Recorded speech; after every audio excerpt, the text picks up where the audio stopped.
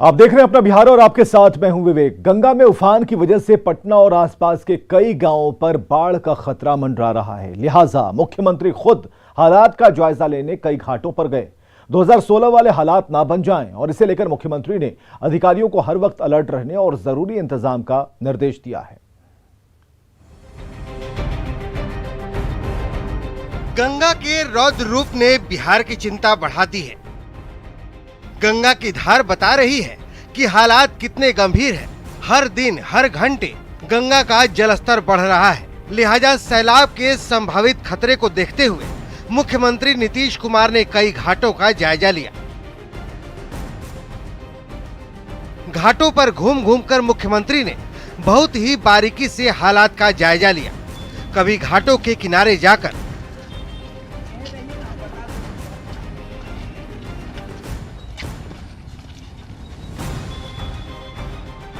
कभी सेतु पर चढ़कर अधिकारियों के साथ घूम घूम कर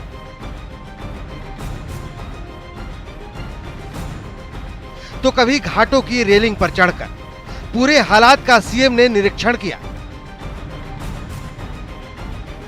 जायजा लेने के दौरान सीएम ने बताया कि लोगों की सुरक्षा के लिए और क्या क्या करना चाहिए, इसीलिए वो अधिकारियों के साथ हालात को देख रहे हैं।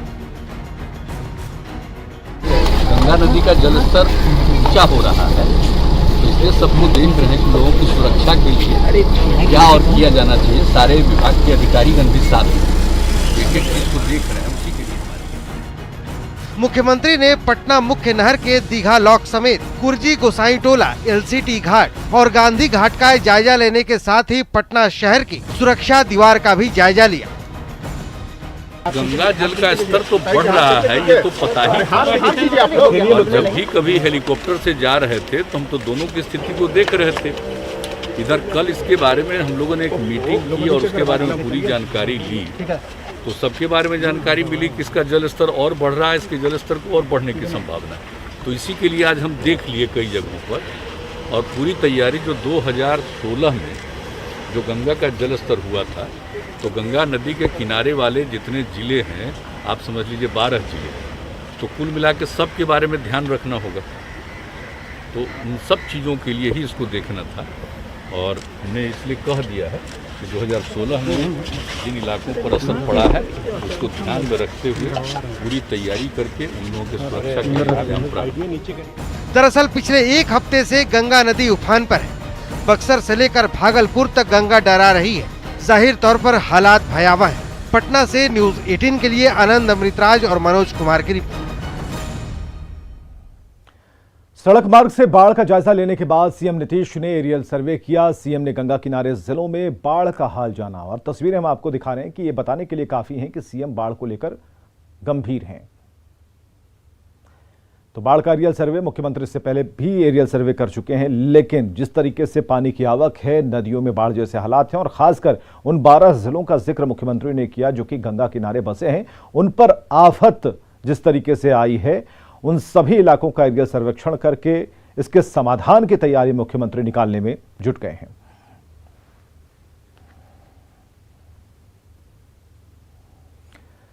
पटना के सभी गंगा घाट पानी में डूब चुके हैं। शवों के अंतिम संस्कार तक के लिए जगह नहीं बची। लोग अब सड़कों पर शवों का अंतिम संस्कार कर रहे हैं। पटना के दीघा घाट का जायजा लिया हमारे सहयोगी रजनीश कुमार ने। गंगा के जलस्तर में वृद्धि होने के बाद लाशों के अंतिम संस्कार करने में भी परेशानी हो रही है। राजधानी के लगभग सभी घाट डूब चुके हैं। बांस घाट, गुलबी घाट, कृष्णा घाट, सभी जगह पानी पहुंच गया है। ऐसे में दीघा घाट लोग पहुंचे हैं इसी उम्मीद से कि यहाँ भी घाट कम से कम सूखा मिल जाए। लेकिन यहाँ पर भी जो देख सकते हैं, मोक्ष धाम बनाया गया था। मोक्ष धाम पूरी तरह से गंगा के जलस्तर बढ़ने के बाद डूब चुका है, और लोगों को यहाँ पर 2 गज जमीन नहीं मिल सका है जहाँ पर शव को जला सके। ऐसे में सड़क पर ही लोगों को अब अंतिम संस्कार करना पड़ रहा है। तकरीबन 5 से 7 यहाँ पर शव पड़े हुए हैं, और परिजन जो है काफ़ी देर तक प्रयास किए, लेकिन कहीं जगह नहीं मिला तो सड़क पर ही शव जलाना पड़ रहा है। वो दाह संस्कार की जो प्रक्रिया है आपको दिखा पा रहे हैं कि देखिए की जा रही है। कितनी परेशानी हो रही है? परेशानी तो बहुत है जी। आलो तो परेशानी तो बहुत हो रही है, क्योंकि यहाँ इतना ना भीड़ है कि एक लाश को जलाने में बहुत सा समय लग रहा है। बिहार में गंगा नदी उफान पर है। कई जिलों में नदी ने तांडव मचा रखा है। गांव-गांव पानी में डूब चुके हैं। बक्सर से मुंगेर तक निचले इलाकों में कोहराम मचा है। लोग ऊंची जगहों पर शरण लेने को मजबूर हैं और बड़ी आबादी प्रभावित हुई है तो मवेशियों के लिए चारे की व्यवस्था नहीं होने से ग्रामीणों की परेशानी बढ़ गई है। जहां तक प्रशासन का सवाल है तो बाढ़ से निपटने की तैयारियों में प्रशासन अब भी जुटा है।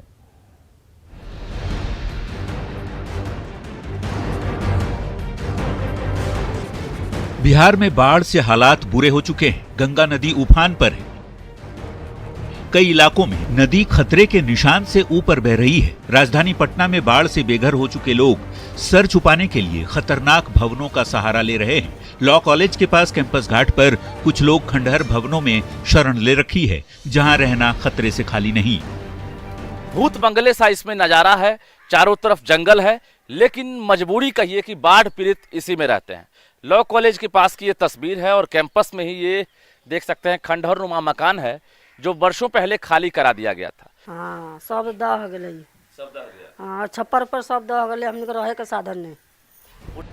राजधानी के कई इलाकों में गंगा नदी के बढ़ते पानी के चलते प्रशासन भी हरकत में आ चुका है। जल संसाधन विभाग की ओर से खतरा न बढ़े, इसके लिए नदी के पानी को मशीनों के जरिए बाहर निकाला जा रहा है, तो कुछ जगहों पर पानी को फाटक के जरिए बंद रखा गया है। आपको तस्वीर दिखा रहे हैं गंगा के बढ़ते जलस्तर को देखिए, और हम आपको तस्वीर दिखा रहे हैं कई चूंकि लगातार गंगा के जलस्तर बढ़ने की वजह से पटना में जो भी बड़े बड़े नाले हैं जो गंगा की ओर गिरते हैं उसे फिलहाल बंद कर दिया गया है। हम आपको तस्वीर दिखा रहे हैं। इस तस्वीर को देखिए, दीघा लॉक, वो आप देखिए कि एक गेट है जहां से पानी प्रवेश करता है या फिर पानी बाहर की ओर जाता है, तो उसे बंद कर दिया गया है। बात बक्सर जिले की करें तो यहाँ भी चौसा, सिमरी, चक्की और ब्रह्मपुर प्रखंड के 14 पंचायतों के 30 से अधिक गांव पानी में डूब चुके हैं। शहरी इलाकों में भी पानी भर चुका है। लोग प्रशासन से राहत और मदद की गुहार लगा रहे हैं। नाव चल रही है। आप कैमरे के माध्यम से देख रहे हैं कि ये गांव की गली है जहां गंगा का पानी पूरी तरह से प्रवेश कर चुका है। ये श्यामलाल चौधरी का घर है। इनका पूरा परिवार, ये लोग बता रहे हैं कि पिछले 6 दिन से अपने घर में ही फंसे हुए हैं। आप देख सकते हैं छत पर भी कुछ लोग हैं और ये श्यामलाल चौधरी का घर है जहां ये लोग ईंटा हटा करके मदद की मांग कर। तकलीफ सब कुछ का है। हाँ, खाने को, पानी का, सब एकदम कुल व्यवस्था बेकार है सर, कोई व्यवस्था नहीं है। देखा तो नहीं कुछ। गंगा में आए उफान ने छपरा के कई गांवों को भी बुरी तरह प्रभावित किया है। बाढ़ के पानी में भोजपुर के शेक्सपियर भिखारी ठाकुर का गांव कुतुबपुर दियारा भी डूब चुका है। लोग अब सुरक्षित जगहों की ओर पलायन करने को मजबूर हैं। बात यदि मुंगेर की करें तो यहां गंगा नदी खतरे के निशान से केवल 2 सेंटीमीटर ही नीचे बह रही है। ग्रामीण इलाकों में लोग ऊंची जगहों पर शरण लेने को मजबूर हैं, तो पशुओं के चारे की व्यवस्था नहीं होने से भी लोग परेशान हैं। सरकारी सहायता न मिलने से परेशानियां और भी बढ़ चुकी हैं। गंगा, हरुहर और किऊल नदी के जलस्तर में लगातार बढ़ोतरी होने से लखीसराय जिले के बढ़ैया और पिपरिया प्रखंड के दर्जनों गांव बाढ़ की चपेट में हैं। बड़े पैमाने पर खेतों में लगे मक्के, धान, मिर्च, टमाटर, सोयाबीन की फसल बर्बाद हो चुके हैं। खगड़िया में भी लगातार गंगा नदी के जलस्तर में बढ़ोतरी से लोग परेशान हैं। सदर प्रखंड के मोरकाही गांव के बाढ़ पीड़ितों के घरों में पानी घुस जाने से लोग NH 31 पर झोपड़ी बनाकर रहने को मजबूर हैं। रहे छिए, बाल बच्चा सब रोड पर बाबू सब रहे छिए। अब मान लिया की करिए, मुखियो सरपंच जे छै से कुछ नहीं दे रहल छै। एखन डूबले सुखल का सब ही बचे, सुखा भेंजल का कोई नहीं। जाहिर तौर पर बाढ़ की चपेट ने बड़े पैमाने पर लोगों को परेशान कर रखा है। ऊपर से सरकार और प्रशासन की मदद न मिलने से परेशानी और भी बढ़ चुकी है। जरूरत है प्रशासन को ऐसे इलाकों में फौरन राहत और बचाव कार्य शुरू कराने की। Bureau report, news 18। चलिए एक ऐसी तस्वीर को देखते हैं जो मिथिलांचल के लोगों के लिए रोमांच से कम नहीं होगी। सर पर पाग, गले में मखान की माला, कंधे पर मिथिला पेंटिंग वाली शॉल और हाथ में कवि कोकिल विद्यापति की तस्वीर। ये तस्वीर आज की है जब दरभंगा के सांसद गोपाल जी ठाकुर दरभंगा एम्स के शिलान्यास और दरभंगा एयरपोर्ट के विधिवत उद्घाटन का निमंत्रण देने प्रधानमंत्री नरेंद्र मोदी के पास पहुंचे थे। सांसद ने पीएम को मिथिला पेंटिंग, चादर, पाग और मखाना के माला के साथ महाकवि विद्यापति का चित्र देकर समस्त मिथिलावासियों की तरफ से उन्हें सम्मानित किया।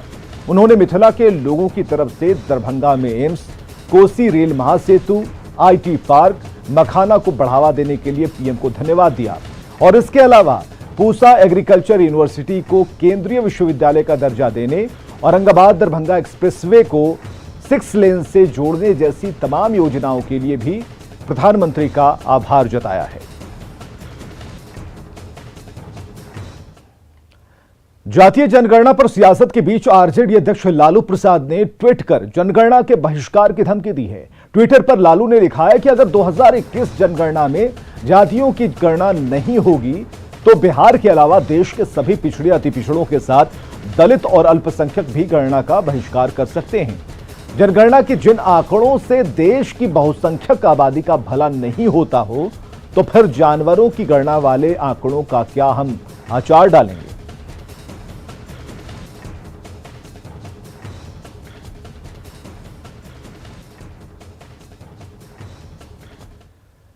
तो जातीय जनगणना पर लालू की धमकी का जेडीयू ने ना समर्थन किया है ना विरोध किया है, जबकि कांग्रेस और आरजेडी का कहना है कि हर हाल में जातीय जनगणना होनी चाहिए। और से 1989 से ही हमारे नेता और उससे भी बड़ी बात यह है कि बिहार विधानमंडल का संयुक्त प्रस्ताव है जिसमें राजद है, कांग्रेस है। आदरणीय लालू प्रसाद जी ने स्पष्ट कह दिया है, ऐलान कर दिया है कि अगर नहीं होती है तो बहिष्कार करेंगे लोग। बिल्कुल ठीक करें, कोई दिक्कत नहीं है। जब आप वोट जात के नाम पर मांगते हैं, तमाम पॉलिसीज जात के नाम पर मांगते हैं, ये समाज जात के नाम पर बटा हुआ है, तो जातीय जनगणना में आपत्ति क्या है? आरजेडी नेता तेज प्रताप यादव ने मंगलवार को मीडिया कर्मियों को खुली धमकी दी थी। तेज प्रताप की इस धमकी पर सियासत गर्म है।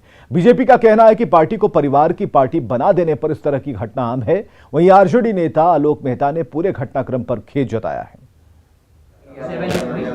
अब तेज प्रताप जी किस प्रवृत्ति से बने हैं ये आप सब लोग जानते हैं, और वहाँ पर तो अपने आपस में भाई बहनों में वर्चस्व की लड़ाई है। तो जब किसी पार्टी को आप परिवार का बना देंगे तो निश्चित रूप से वो परिवार में ही वर्चस्व की लड़ाई हो गई है। आप लोगों को कौन भेजा? बीजेपी RSS के लोग भेजे हैं क्या आप लोग को? नहीं, आप बताइए ना, बीजेपी RSS को भेजे हैं। इस तरीके का काम कीजिए, आप लोग PIL करेंगे, हम केस करेंगे। रखता बाबू लेकिन नाराज है, नहीं नाराज है। इस तरीके का रूमर मत उड़ाइए आप लोग। वो 2 दिन से पार्टी ऑफिस, हमारी पार्टी के अंदर का मामला जो था वो तो अंदर है, और बाहर यदि ऐसा कुछ है तो मैं खेद प्रकट करता हूं यदि किसी को तकलीफ हुई है तो। लेकिन निश्चित रूप से यह भी होना चाहिए, पत्रकारिता का जो तरीका है उसमें देश और राज्य की जो बड़ी समस्याएं हैं उससे अलग होकर आप किसी के व्यक्तिगत बातों में उलझेंगे तो स्वाभाविक रूप से इस तरह मैंने जो आप बोलेंगे उसका प्रतिकार होगा, उसका कुछ ये मानवीय स्वभाव है।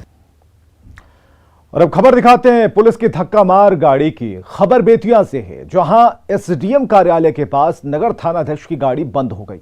नगर थानाध्यक्ष SDM कार्यालय में बैठक में भाग लेकर लौट रहे थे। सड़क पर पुलिस की गाड़ी बंद होने के बाद सड़क पर जाम की स्थिति हो गई और जाम हटाने के लिए स्थानीय लोगों को बुलाना पड़ा। जब लोगों ने धक्का लगाया तो गाड़ी सड़क किनारे खड़ी की गई और जाम छूटा। इस गाड़ी को देखकर सवाल खड़े हो रहे हैं कि क्या पुलिस को खटारा गाड़ी दी गई है या इस गाड़ी का मेंटेनेंस समय पर नहीं होता और ये नौबत आ गई। जरा सोचिए, इस धक्का मार गाड़ी से पुलिस कैसे अपराधियों को पकड़ेगी। ये एक दिन की कहानी नहीं, बिहार में अक्सर पुलिस की गाड़ी के बीच सड़क पर बंद होने की खबरें आती रहती हैं और इन गाड़ियों के बारे में विभाग को गंभीरता से सोचना चाहिए।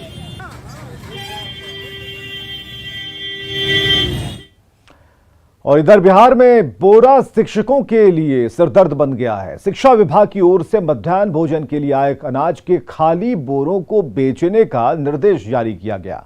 इस मामले ने तूल पकड़ लिया जब इस मामले को लेकर एक शिक्षक को निलंबित कर दिया गया। और इस पूरी रिपोर्ट को आप देखिए। 10 टका पीस बोरा, MDM का बोरा। माथे पर बोरा लेकर बाजार में बोरे की बोली लगा रहा ये कोई फेरी वाला नहीं है, बल्कि कटिहार के कांताडीह प्राइमरी स्कूल का टीचर है, जिनके माथे पर बोरा है और गले में तख्ती है।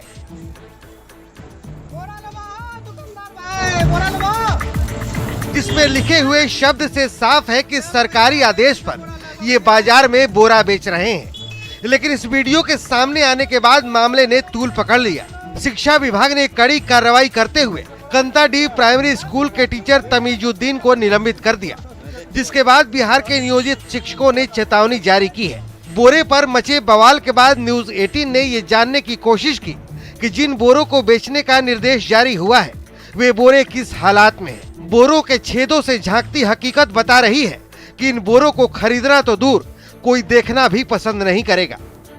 राजधानी पटना के शेखपुरा मध्य विद्यालय के शिक्षक कुछ इसी तरह से गवाही दे रहे हैं और सरकार के आदेश का कहीं ना कहीं विरोध जता रहे हैं। तो देखिए, इस वक्त जो बोरा बेचने का आदेश दिया गया है तो सभी स्कूलों को दिया गया है, यानी राज्य के 75,000 जो स्कूल हैं उसको ये आदेश मिला है कि 2014, 15, 15, 16 वित्तीय वर्ष के जो भी मिड डे मील के खाली पड़े बोरे हैं उसे आप 10 रुपये पीस बेच दें। बोरा में छेद किया हुआ है, कोई व्यापारी इसको ले नहीं पाता है।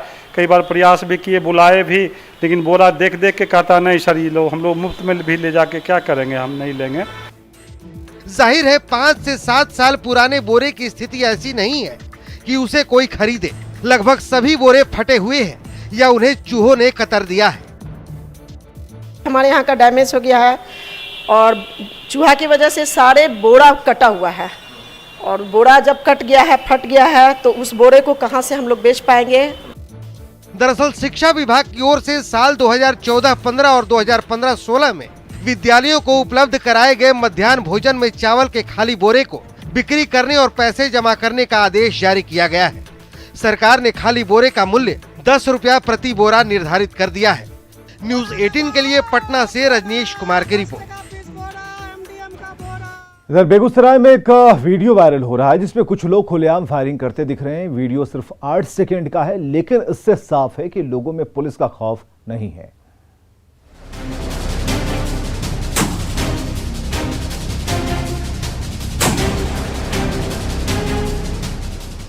रात के अंधेरे में दो दोनाली चमक रही है।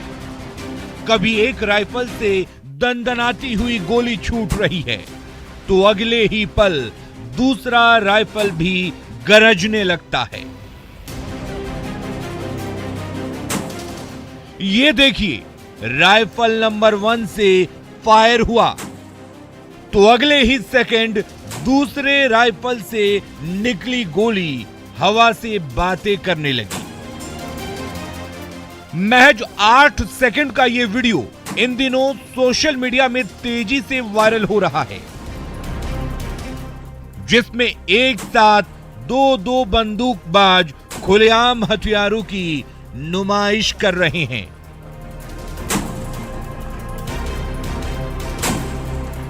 ये देखिए, पहले बंदूकबाज ने राइफल उठाई और उसका मुंह आसमान की ओर किया।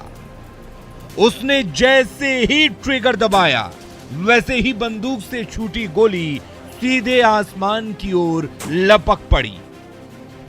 तभी दूसरे बंदूकबाज ने आओ देखा न ताओ, उसने भी ट्रिगर दबाया और फायर की आवाज के साथ दूसरी बंदूक से भी दंदनाती हुई गोली निकल पड़ी।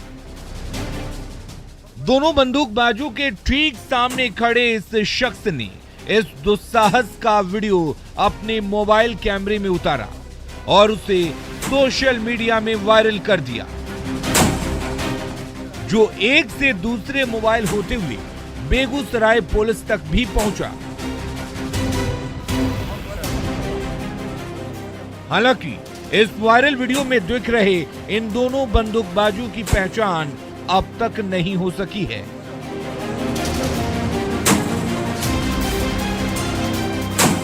लेकिन खुले मैदान में इनकी बंदूकबाजी जरूर चर्चा का विषय बनी हुई है। संतोष कुमार, न्यूज 18, बेगूसराय। और एक छोटे से अंतराल के बाद देखिए जोहार झारखंड।